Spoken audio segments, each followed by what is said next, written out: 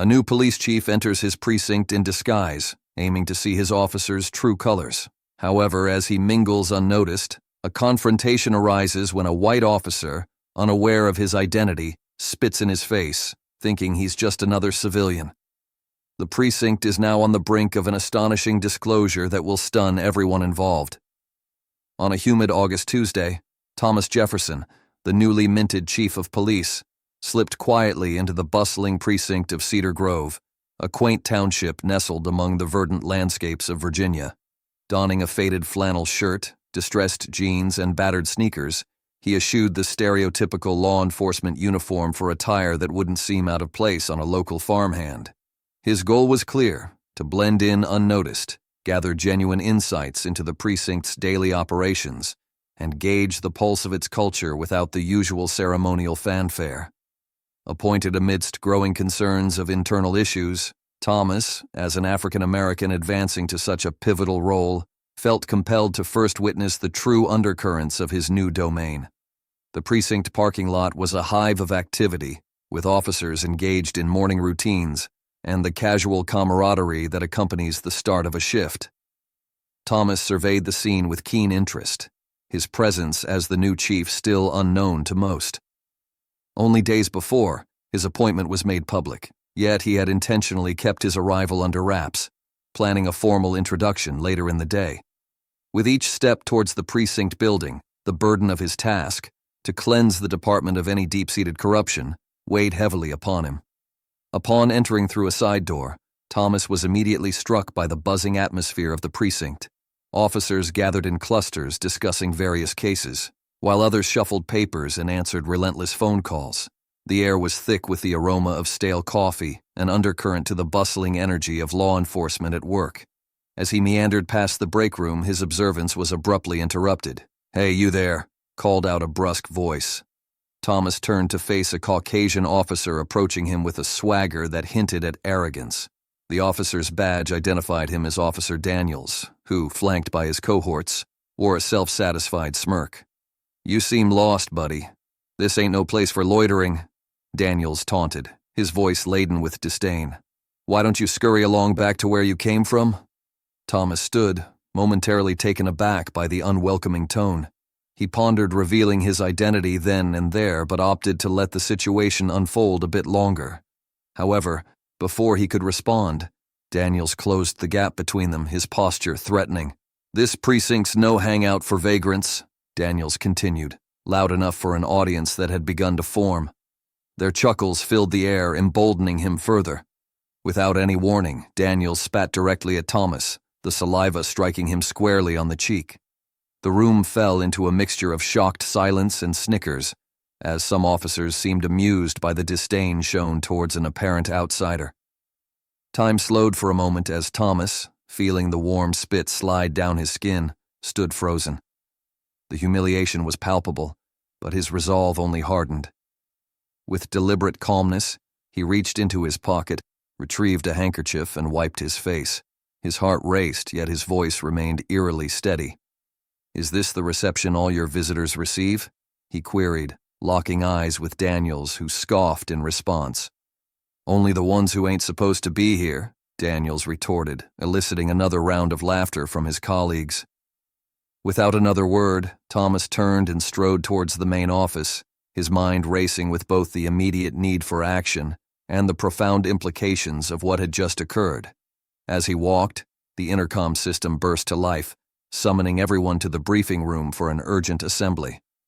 The room quickly filled with officers, their earlier joviality now tinged with curiosity about the sudden meeting. Thomas slipped in through a side door, clutching a folder emblazoned with the Cedar Grove police seal. He positioned himself just out of sight, observing as the room buzzed with anticipation. At the front, Captain Harris, an imposing figure with a salt-and-pepper mustache, called the room to order. The room settled into a tense silence as Captain Harris, with a solemn expression, prepared the officers for a significant announcement. Officer Daniels, leaning casually against the wall, smirked confidently, seemingly oblivious to the gravity of the situation unfolding.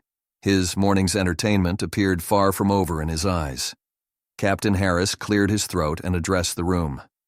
"As you are all aware, Chief Caldwell retired last month, leaving big shoes to fill. Today I am thrilled to introduce someone who not only has an impressive track record, but also brings a fresh vision to our precinct. Thomas Jefferson stepped forward, each step resonant against the silent anticipation of the room. His approach to the podium was deliberate, commanding the attention of every officer present. As he set his folder down, Daniels's smirk began to falter, the color draining from his face as a slow, dawning realization took hold. The room's atmosphere thickened with tension, officers whispering and shooting surprised looks around, their eyes wide with astonishment. "Good morning." Thomas's voice broke the silence, calm and authoritative. "My name is Thomas Jefferson, and as of today, I am your new chief of police." A stunned silence enveloped the room. Daniel's face reddened, his earlier arrogance evaporating under Thomas's steady gaze, which lingered on him just a moment longer than on the others, before sweeping across the entire assembly. "This morning, I chose to enter this precinct in plain clothes to gain a clearer, unbiased view of its operations and interactions," Thomas continued, his voice steady yet charged with underlying intensity. "What I observed was profoundly enlightening." Murmurs crept through the room, but a raised hand from Thomas quelled them instantly. "In the short time since my arrival, I have witnessed behaviors that are not merely unprofessional but wholly unacceptable. Let me be unequivocal. The permissive culture that has taken root here ends today." The quiet that followed was dense, every officer fixed in place, absorbing the weight of his declaration. Daniels looked visibly uncomfortable, his gaze dropping to the floor as Thomas's voice sharpened. "Respect is the cornerstone of our profession. It is not optional. Without it we fail, not just ourselves but the community we are sworn to protect." He paused, letting his words resonate, the officers squirming under his penetrating look. "Earlier today, some of you found amusement in the degradation of what you assumed was a powerless individual. Remember, everyone deserves respect, badge or no badge." The intensity of Thomas's words sliced through any remaining murmur, bringing an oppressive silence that filled the room. Daniels, now noticeably sweating, shifted uncomfortably under the collective gaze of his peers. "Change is challenging," Thomas acknowledged, his voice a blend of sternness and authority as he stepped away from the podium, approaching the officers directly. "There will be zero tolerance for disrespect towards anyone, colleague, civilian, or otherwise." Stopping a few feet from Daniels, Thomas fixed him with a firm look.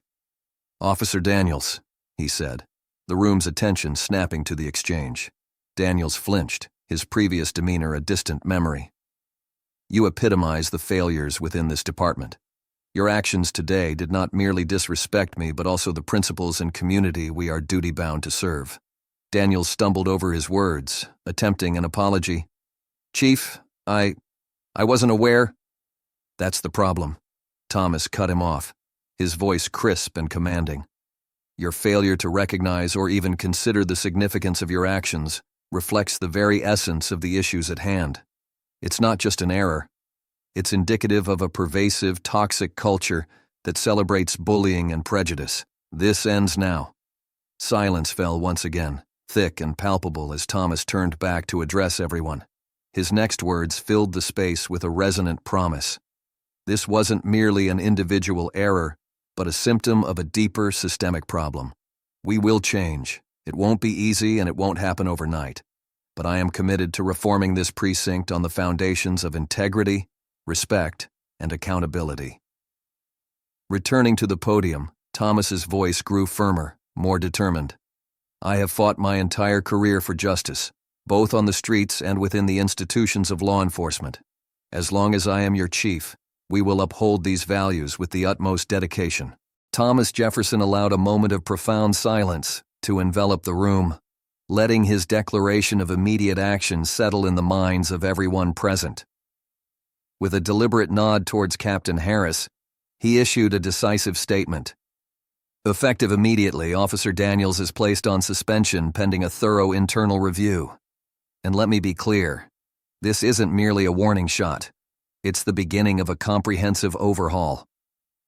The room erupted in a chorus of gasps. Daniels's face flushed a deep red, his fists clenching as he scanned the room, meeting the eyes of his colleagues, who quickly looked away.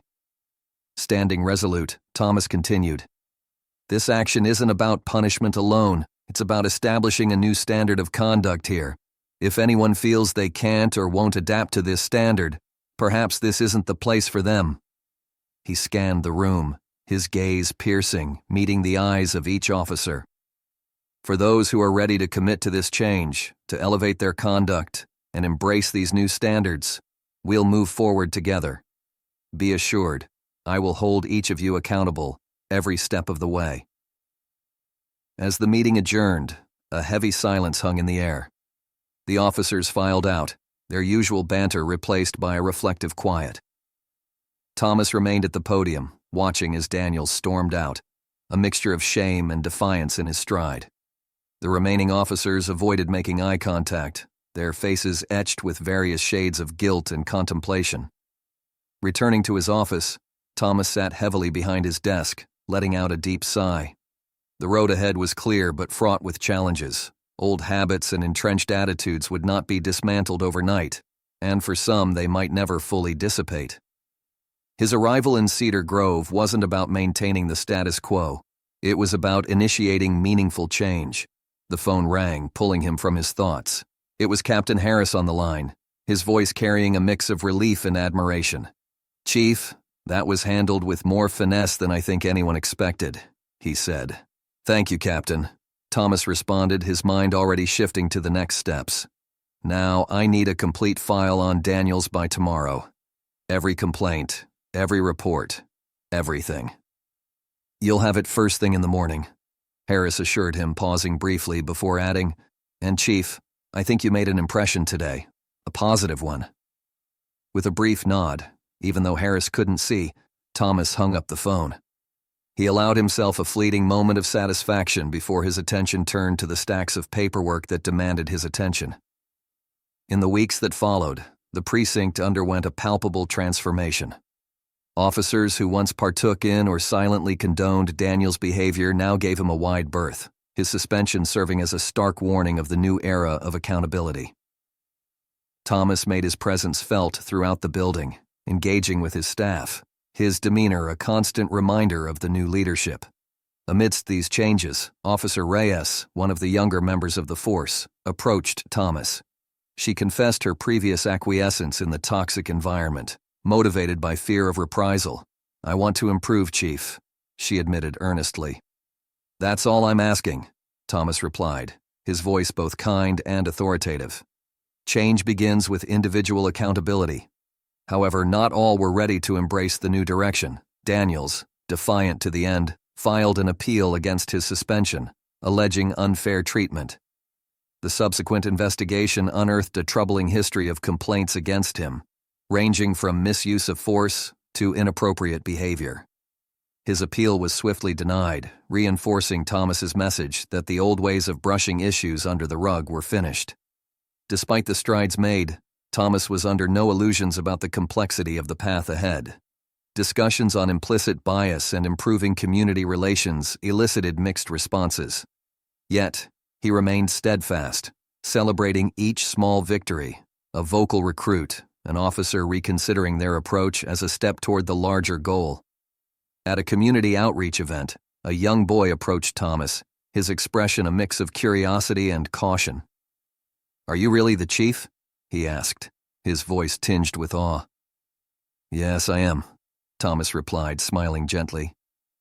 "My dad says the police don't care about us," the boy whispered. Kneeling to meet the boy's eye level, Thomas responded softly, "I can't rewrite the past, but I promise you we are committed to doing better. And if you or your family ever need help, you come directly to me, okay?" The boy nodded, his initial hesitation giving way to a tentative smile. It was these moments, small yet profound, that reinforced the very reasons Thomas had taken on this role: to make a difference, to rebuild trust, and to ensure a safer, more respectful community. The narrative of Chief Thomas Jefferson taking command of the Cedar Grove Police Department in 2025 underscores the timeless importance of leadership, integrity, and accountability in law enforcement. As communities across the nation continue to grapple with issues of trust and justice, within their local police forces. Jefferson's approach offers a compelling blueprint for meaningful reform. By immediately addressing misconduct and implementing a standard of respect and accountability, he not only confronts the entrenched problems, but also paves the way for genuine community engagement. This story illuminates several key lessons for our current times. First, it highlights the critical need for leaders who are not only willing to enforce standards, but also to embody them. Jefferson's method of engaging directly with both his officers and the community demonstrates the power of proactive leadership. Furthermore, his commitment to transparency and communication fosters a culture of accountability that can significantly alter public perception and effectiveness of law enforcement. In 2025, as society continues to evolve and demand higher standards of conduct from its public servants, embracing such transformative approaches could be pivotal. Police departments can take inspiration from Jefferson's leadership to cultivate an environment where integrity is non-negotiable and community relations are strengthened. Such stories not only serve as a call to action for other precincts, but also remind us that change, while challenging, is both necessary and achievable with determined and thoughtful leadership. As we wrap up our discussion on Chief Thomas Jefferson's inspiring efforts to reform the Cedar Grove Police Department, it's clear that there's much work to be done, and your involvement is essential. If you found this video insightful and support Chief Jefferson's initiatives, please press 1. If you didn't like the video, go ahead and hit that like button anyway. Every interaction helps us reach more viewers. Don't forget to subscribe to our channel and turn on notifications to get alerted as soon as we post new content. Thank you for watching, and we look forward to seeing you in the next video.